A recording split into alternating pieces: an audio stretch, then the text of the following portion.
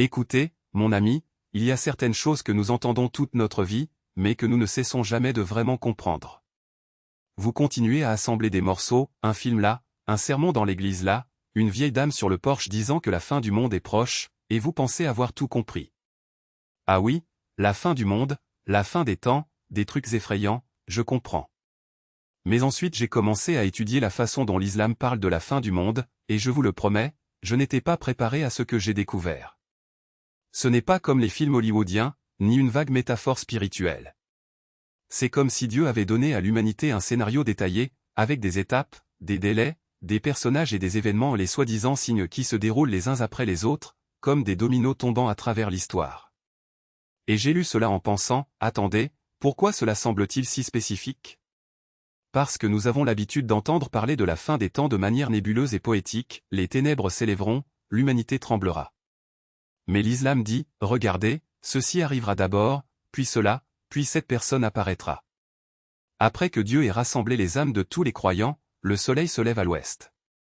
J'ai regardé autour de moi en pensant, qui a écrit cela, un prophète ou un cinéaste ? Ce qui m'a le plus secoué, c'est cette histoire du Dajjal, ce que les musulmans appellent l'antéchrist. Ce n'est pas seulement un méchant homme, un méchant ou un leader politique avec de mauvais cheveux. C'est un trompeur littéral, qui semble prétendre être Dieu sur terre. Et l'islam dit qu'il trompera les gens avec de faux miracles, un faux paradis, un enfer inventé, contrôlera le temps, la richesse et fera courber tout le monde parce qu'il leur donne ce qu'ils veulent. Quand j'ai lu cela, je me suis dit, bon sang, cela ressemble à la somme de tous les dirigeants corrompus, de toutes les célébrités manipulatrices, de toutes les influences néfastes qui ont jamais existé. Ce n'est pas un conte de fées. Cela ressemble à une bande-annonce de ce qui va arriver. Et le plus inquiétant est que l'islam dit que les adeptes du Dajjal ne seront pas stupides. Ce seront des gens qui ont perdu le lien avec la vérité, qui recherchent le réconfort et non la foi. Des gens qui préfèrent quelqu'un qui promet de réparer le monde à leur place, plutôt que quelqu'un qui les appelle à se lever et à se réparer eux-mêmes. Et puis je me suis demandé, n'est-ce pas exactement le monde dans lequel nous vivons aujourd'hui ? Mais l'islam ne parle pas seulement de la venue du mal. Il dit que Dieu enverra également une protection. Et c'est là que le retour de Jésus entre en jeu. Cela m'a surpris, car j'ai grandi dans une famille chrétienne et j'avais toujours entendu dire que Jésus reviendrait, mais personne ne m'a jamais dit que les musulmans le croyaient aussi et pas de manière vague, pas comme une version différente. Ils croient que Jésus reviendra réellement, avec son vrai corps. Le même Jésus né de Marie, qui a guéri les aveugles et ressuscité les morts. Le même Jésus qui n'a jamais prétendu être Dieu, mais qui a enseigné aux gens à l'adorer. Ils disent qu'il reviendra, non pas comme un nouveau prophète, mais comme un juge. Et quand j'ai lu que Jésus détruirait le Dajjal et conduirait le monde dans la justice, je suis resté là à penser, alors vous aussi, vous attendez Jésus, et personne ne me l'a jamais dit ?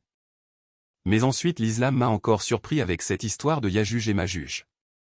Normalement, on entend cela dans la Bible et cela ressemble au nom de deux groupes de rock des années 80. Mais l'islam le décrit comme une véritable nation ou armée, coincée derrière une barrière quelque part dans le monde. Et lorsque Dieu les libérera, ils envahiront tout comme un déluge, détruisant tout sur leur passage, jusqu'à ce que même Jésus et ses disciples soient obligés de se retirer et de demander l'aide divine. Tout ce à quoi je pensais, c'était, les gars, vous avez tout un récit d'Apocalypse, avec des personnages, des événements et des phases, écrits il y a 1400 ans, avant les livres, les satellites, l'intelligence artificielle, les guerres virtuelles et les explosions démographiques. Et cela semble trop prophétique pour être ignoré. Mais ce qui m'a vraiment fait arrêter de jouer et commencer à réfléchir, c'est lorsque j'ai réalisé que l'islam ne décrit pas la fin des temps comme un fantasme. Il le décrit comme un avertissement. Il dit que les signes apparaissent déjà, que le monde ne s'arrêtera pas soudainement, mais qu'il déclinera progressivement moralement, spirituellement, socialement. Les familles se désintègrent, les mensonges éclipsent la vérité, les dirigeants se corrompent, les connaissances disparaissent, les gens sont fiers du péché, les enfants manquent de respect à leurs parents, le mal est célébré et le bien est ridiculisé. Et puis j'ai pensé, nous n'allons pas vers ce monde-là. Nous y sommes déjà. Et ce n'était qu'un début, car plus je lisais, plus je réalisais qu'il ne s'agissait pas seulement d'une histoire sur la fin du monde. C'est l'histoire du test avant la fin. Une preuve que chaque génération vit maintenant, sans même s'en rendre compte. Alors je me suis plongé en profondeur, en lisant, en regardant des conférences, en essayant de comprendre comment une religion du 7e siècle parvenait à détailler des événements qui semblent parfaitement s'inscrire dans le monde d'aujourd'hui. Et une chose me revenait en tête, l'islam ne parle pas de la fin des temps comme s'il s'agissait d'un désastre lointain. Il parle comme s'il s'agissait d'un miroir. Comme si le monde glissait déjà vers la ligne d'arrivée, un choix à la fois. Il ne dit pas seulement que le Dajjal viendra un jour. Il dit que nous vivons déjà dans le monde d'avant le Dajjal. La culture de l'immédiateté, la confusion, la soif de gloire, l'obsession de l'argent, l'idolâtrie des célébrités ou tout cela n'est que répétition générale. Et quand j'ai compris cela, j'ai dû m'asseoir sur ma chaise et penser, ainsi, tout ce que nous appelons moderne et avancé pourrait simplement être l'échauffement pour le plus grand coup d'État de l'histoire de l'humanité. Parce que l'islam l'explique ainsi, le Dajjal ne surgit pas de nulle part. Le monde s'y prépare. La vérité est diluée. La religion devient un accessoire de mode. Les gens croient à ce qui fait plaisir et non à ce qui est vrai. Ils commencent à dire qu'il n'y a pas de bien ou de mal, que tout est une question de point de vue. Les familles s'effondrent, la loyauté disparaît, l'amour devient quelque chose de passager et l'attention devient la nouvelle monnaie. Les gens arrêtent de demander « est-ce vrai ?» et ils commencent à demander « combien de vues cela génère-t-il ?» Et puis j'ai eu un frisson, car l'islam dit que l'un des signes de la fin, c'est lorsque les mensonges se propagent plus vite que la vérité. Et quand les gens construisent des plateformes plutôt que des personnages, je me suis dit, c'est littéralement Internet. Ce sont les médias sociaux. C'est la moitié du monde aujourd'hui. Et puis j'ai découvert quelque chose d'encore plus impressionnant. L'islam dit qu'il viendra un moment où les gens non seulement suivront le Dajjal, mais où ils l'aimeront, le célébreront, le défendront, diront qu'il répare le monde. Et j'ai arrêté, car n'est-ce pas exactement ce qu'on fait avec les politiciens, les milliardaires, les célébrités et les influenceurs qui ne croient en rien d'autre qu'au profit? Nous vivons dans une génération où, dès que quelqu'un nous offre du réconfort, nous cessons de remettre en question son caractère. Il m'a rendu la vie plus facile, alors? Des signes de la fin pour commencer à vivre comme si la fin était déjà arrivée. Car, au fond, il est déjà arrivé pour ceux qui ne sont pas préparés. Et se préparer, ce n'est pas accumuler, c'est lâcher prise. Il ne s'agit pas de dominer, mais de servir.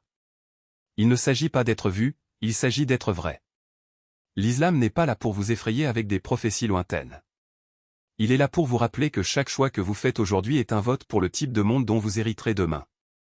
Chaque mensonge que vous dites, chaque injustice que vous ignorez, chaque instant où vous échangez votre conscience contre la commodité, vous construisez la scène sur laquelle dansera le Dajjal. Et la chose la plus effrayante? Il n'a même pas besoin d'une armée. Il a juste besoin que vous vous habituiez à vivre sans principe. Pensez-y, combien de fois avez-vous justifié quelque chose de mal simplement parce que tout le monde le fait? Combien de fois avez-vous arrêté de dire la vérité parce qu'il serait plus facile de garder le silence? Combien de fois avez-vous suivi une tendance, un mouvement, une idéologie, sans même vous demander si elle était alignée avec ce en quoi vous croyez vraiment? Ce n'est pas une faiblesse. C'est exactement le terrain fertile dont la tromperie a besoin pour se développer. Et l'islam vous dit, regardez autour de vous. Cela est déjà en train de se produire. Mais voici la partie qui m'a fait arrêter et tout repenser, la fin des temps n'est pas seulement une question de destruction. Il s'agit de révélation. Dieu ne détruira pas le monde parce qu'il déteste l'humanité. Il révélera le vrai visage du monde que nous avons nous-mêmes créé. Les masques vont tomber. Les mensonges vont se dissoudre. Et que reste-t-il? Seulement ce qui était réel depuis le début. Et savez-vous ce qui est réel? L'amour que tu n'as pas exprimé. La patience que tu n'avais pas. La gratitude que tu as gardée pour toi. La foi que vous mettez de côté parce que, ce n'est pas le moment. L'islam dit qu'au jour du jugement, même les choses les plus simples témoigneront contre nous en notre faveur. La terre dira comment vous l'avez traité. Le temps nous dira comment vous l'avez utilisé. Votre propre corps vous dira ce que vous lui avez fait. Et puis cela ne servira à rien de pleurer, de regretter ou d'essayer de négocier. Parce que la vraie repentance n'est pas quelque chose que l'on fait lorsque l'on voit le feu venir. C'est quelque chose que l'on vit avant que le feu ne se déclare. Donc, si vous lisez ceci et que vous vous sentez serré dans la poitrine, tant mieux. Cela signifie que vous avez encore le temps. Vous pouvez toujours modifier l'itinéraire. Vous pouvez toujours faire partie de ces personnes qui, alors que le monde entier court après le Dajjal, se tiendront debout et diront « J'ai déjà choisi mon camp ». Non pas parce que vous êtes parfait, mais parce que vous avez décidé que la perfection n'est pas le but. Le but est la sincérité. Et la sincérité ne consiste pas à être meilleur que les autres.